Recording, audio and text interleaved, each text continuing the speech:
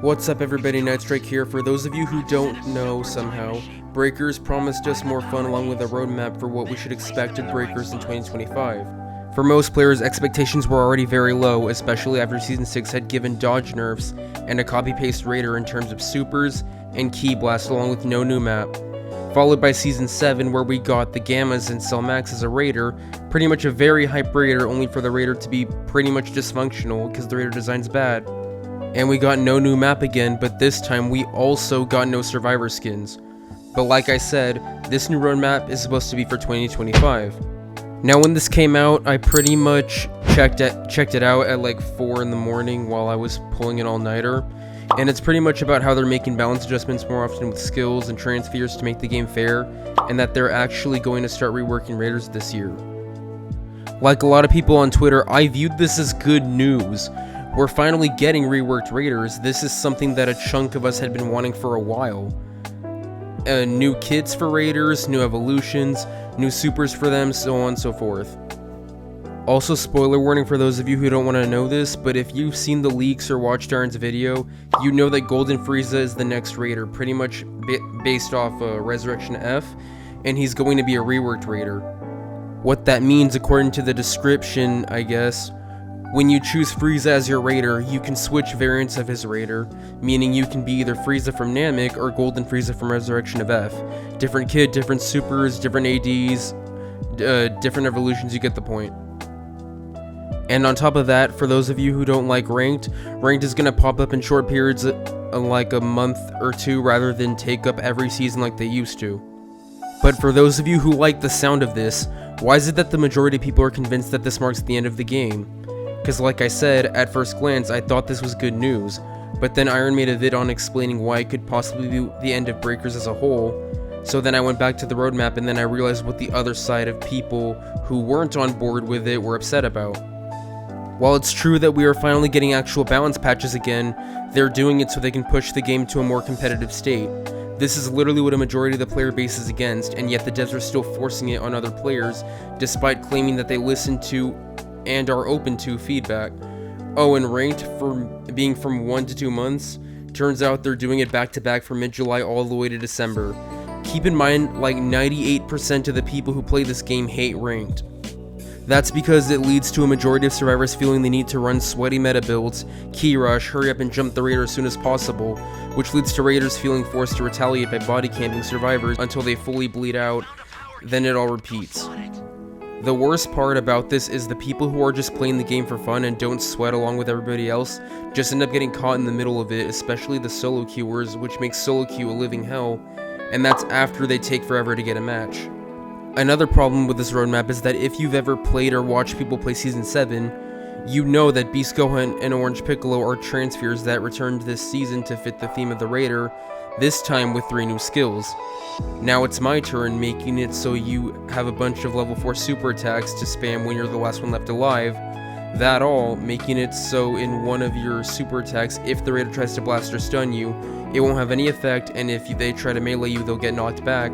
And finally, Shenron's gift, that makes it so you and your fellow survivors get all their skills replenished if you are the one who summons Shenron. However, the problem here is that while the skills were new, the transfers weren't, and according to the roadmap, this is how things are going to be from now on.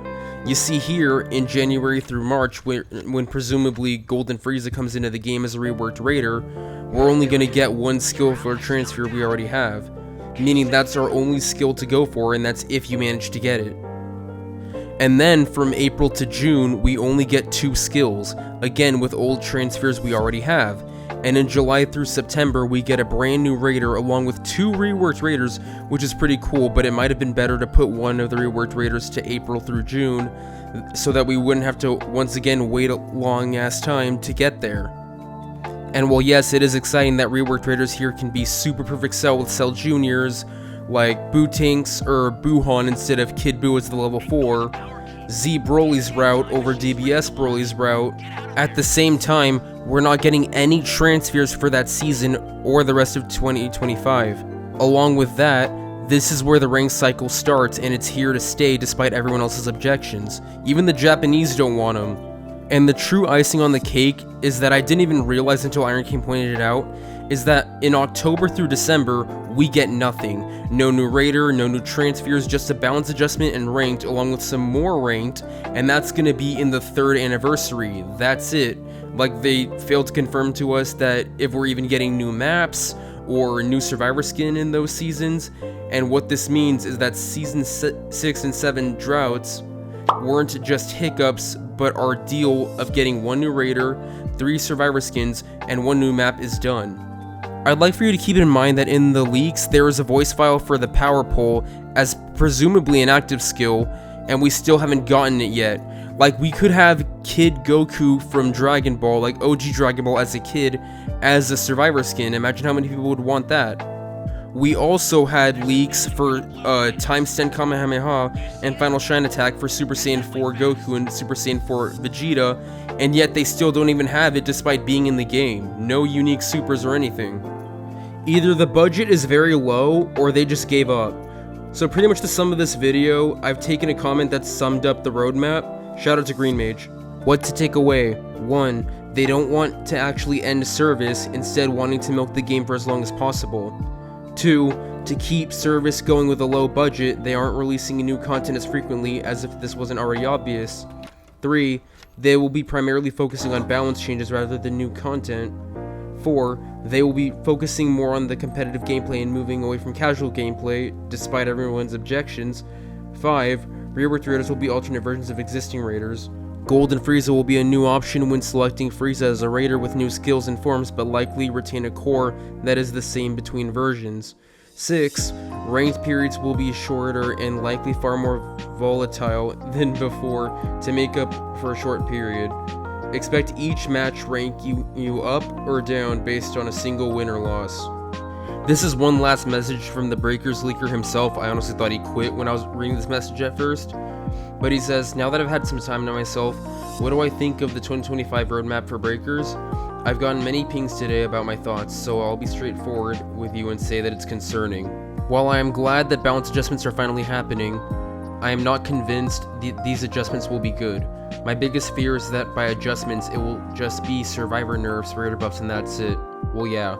The meta has been the same for 2 seasons in a row now, and it has gotten stale due to the lack of content. True. Speaking of content, this roadmap only mentions new transfer skills and new/reworked raiders. No new survivor skins with unique skills, no new transfers, no new clothes, and no new map. Hey, that's what I said. Of course, the type of content could have its own roadmap/announcements, and this could be an overreaction. Yeah, probably.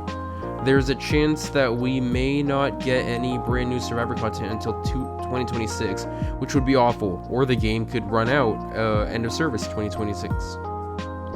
Lastly, I want to talk about competitive play. I'm upset to hear that the team will be focused on competitive play from now on, so am I, as this will severely hurt solo queue players and cause more unfair raider play online, like handing down survivors until elimination, staying level 2 as raider to prevent supplies or super transfers from spawning, or hogging power keys until timeout as the gammas.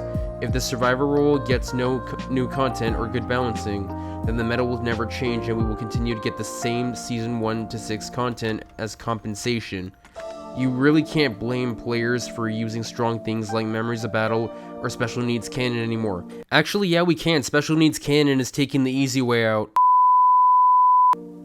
I still wish the best for Breakers, but I suggest to everyone to be patient and to keep expectations low from now on. They always were.